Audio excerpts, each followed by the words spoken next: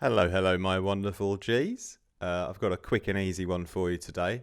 This is going to be in the first installment of Pocket Rockets. I've decided to make a new little perk or benefit for everyone on my Patreon for the €1 tier. So you can join for just €1. And what you'll get is a monthly mini vital pack called Pocket Rockets with a few cool sounds in that are going to be exclusive to the Patreon members. So come along and get yourself on Pocket Rockets, and this is going to be in the first Pocket Rockets pack. And so it's a nice and easy, well, actually not too easy, but the sound design is fairly easy, but the rhythm's not. So it's juicy Neuro stabs, and they sound a bit like this.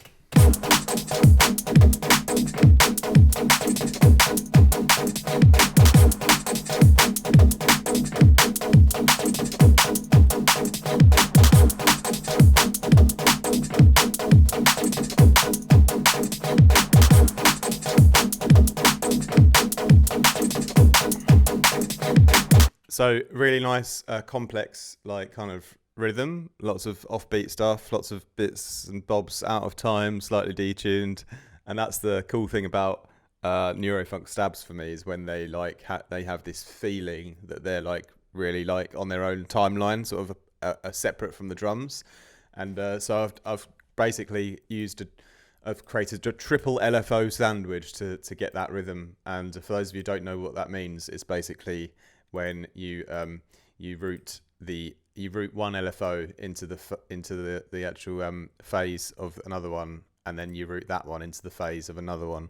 So it's like 3 layers of movement all in one. So it gets like lots of complex rhythms easily, and you just adjust the timings and play with the shapes to then get the final result. And the sound design, like I mentioned, this won't be a long video today because it's fairly straightforward. It's just saw waves, which are really always very versatile and great, but because they have a harsh high ending, that's why they benefit massively from filtering with a low pass or band pass. So a band pass filter is essential to avoid too much high end ear bleeding overload.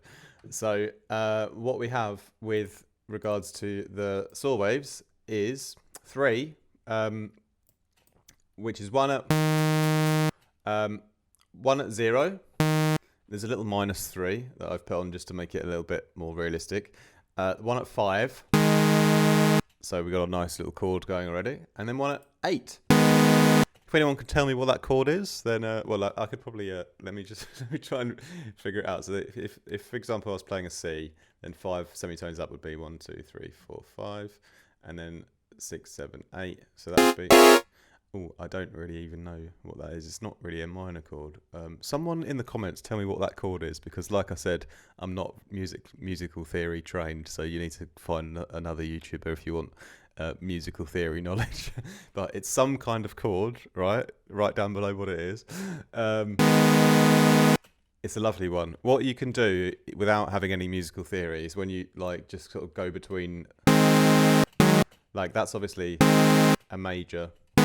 I think this is a minor chord, but inverted. I'm pretty sure that's what it is. So I'm pretty sure it's like an inverted minor chord.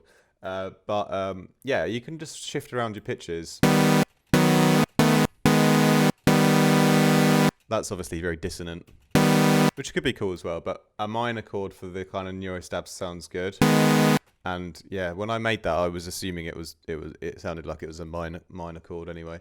But anyway, regardless, the first oscillator up here, I've put that on a little spread, just 3 voices and 16%.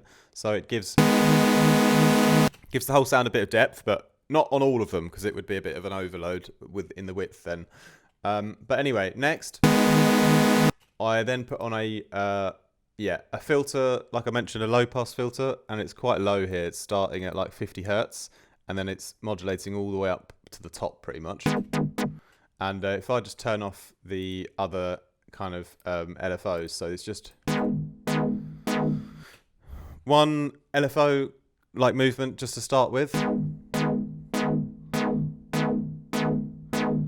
Okay, and what I've done is I've put a little pitch movement in on actually this middle oscillator here. So I've put and this is a separate LFO onto the fine tuning of oscillator 2. Turned that all the way up.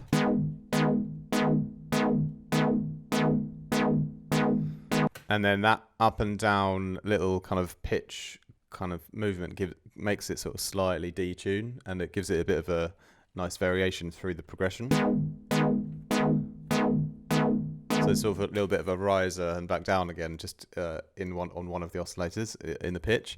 So anyway, let's add in our secondary movements then. So LFO1 is the main one, obviously, and then I just simply select LFO2. I drag it onto here, onto the timing down here, onto the frequency. And so the LFO1 is originally at 0.598. I do it all off the grid so I can get the most fluid movement, so it doesn't sort of skip between 1/2 to 1/4. It will just go. It will do everything through the milliseconds, so it will just be like a smoother movement. So LFO2 is at 1.342, and that's doing a kind of triangle shape, and I just play with the shapes and listen to the timing always. So when I turn this one back on, so now obviously as this one goes up, it's going to speed up the first one, okay? Because it's tracked to the speed of the first one in a increasing amount. So when this one increases, so will the speed of LFO1. So that's the first movement, but then now we're going to modulate that one, and then this is where it all gets crazy. So LFO3, this one's just on a 1/2 triangle. If I turn that back on, so this one, LFO3 is now going into the speed of LFO2 and going up quite high. And now it gets to that point where it's become too complex to really fathom what's happening, and all you have to do is just move around any of the 3 LFOs speeds or shapes, and the rhythm will just change drastically, Fortunately, you can always undo with Vital, which is great. That never used to be there, but that's so handy now. But yeah, so many different rhythms you can come up with then, and if you do it with the beat, obviously, then you can find what you want to go for and just stick with that. But anyway, so let's continue the process of the sound design. So also, like I mentioned, LFO4 is just doing this little pitch movement on one of the things to give variation in the progression. LFO3 is just a carrier signal for LFO2, and LFO2 is just a carrier signal for LFO1 for the complex movement. So LFO1 is the master LFO where all of the main modulations are tracked to still. So bearing that in mind, I've then put on LFO1 on the master LFO a few more things, such as another filter, which runs through in series from filter 1. So filter 1 goes into filter 2. And this one, then has this phaser negative, which takes out a lot of the high end, but gives a nice little mid-range emphasis. Okay, so nice little shaping the sound with a bit of white noise also on the LFO1 on the level. We get that. We can inject a bit of brightness in a natural way in the high end, not too high, but just enough there.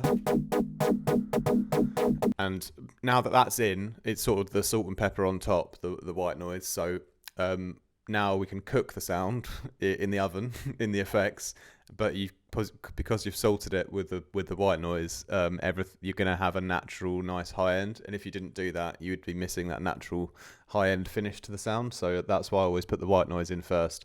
And then now we'll just a little bit of distortion. This is kind of like just turning the oven on, just cooking things at a higher heat. The chorus. This is where the sound. Obviously, I'm going to stop with the cooking analogies now because I couldn't think of one. But this is where we just spread the sound a little wider, give some more like details in the sides.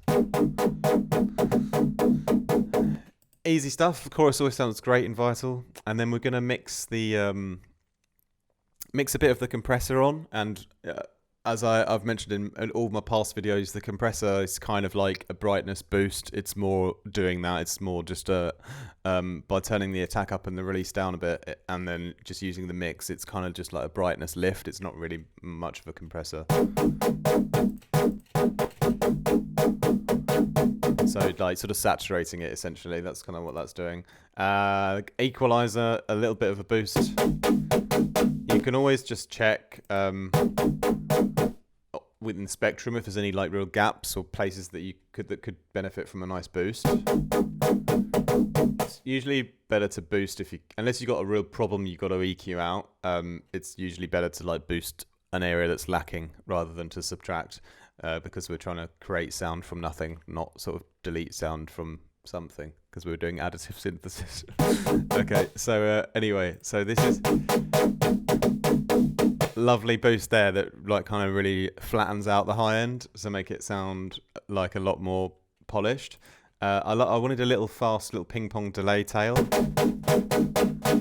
to give it that detail, and those Neuro stabs, because they're so short, they really benefit from delays and reverbs, so it's quite important to have that on there for the character. So really nice 1/8 and 1/16 ping pong, just mixed up 6%, but you can hear it quite well still.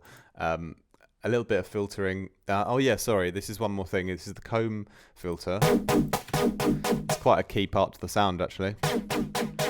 So this is like giving it a bit of a metallic kind of edge, and it's a bit too overkill on the whole time.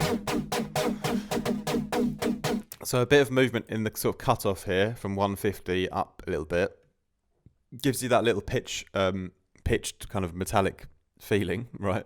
But with the mix down at 0 and just putting the LFO1 on the mix, get that little injection of like a kind of little metallic, like pitched, like kind of a little squelchy character to the sound, which just makes it a little bit more unique. And then finally, thank you for my weekly report. I don't know what that means, but finally a little thing to finish is reverb, which is super important in this one again, but sort of going up to 600 hertz or so, taking out like at least a good amount of the low end, and then I mixed it in quite high, 17%. Because they're leads and they're stabs, like I mentioned, they just want reverb and delay because that's kind of just the rule, you know. Leads and higher pitched things, and short things like stabs, those are the things that if you want to reverb them like more than usual, like more than a bass, for example, more than a snare drum, for example, then you can, because those are the kind of sounds that fit really well with bigger reverbs. So I don't mind leaving a fairly big one in Vital, and then I would maybe add another one afterwards as well. But that's the juicy Neuro stabs then.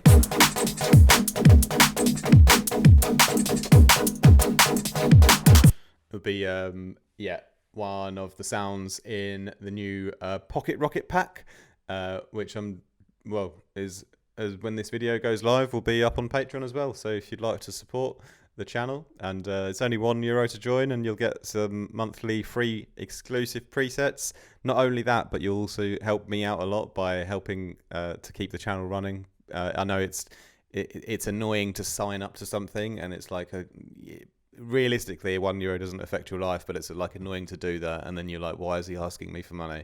But if like a number of people do it, then that could be like €10 or €20 a month or something, which would like be a massive difference to my my costs for doing everything, like so I can keep making videos on the channel and stuff like that. So it does actually massively help. So if you don't mind doing that, I'd be highly appreciative.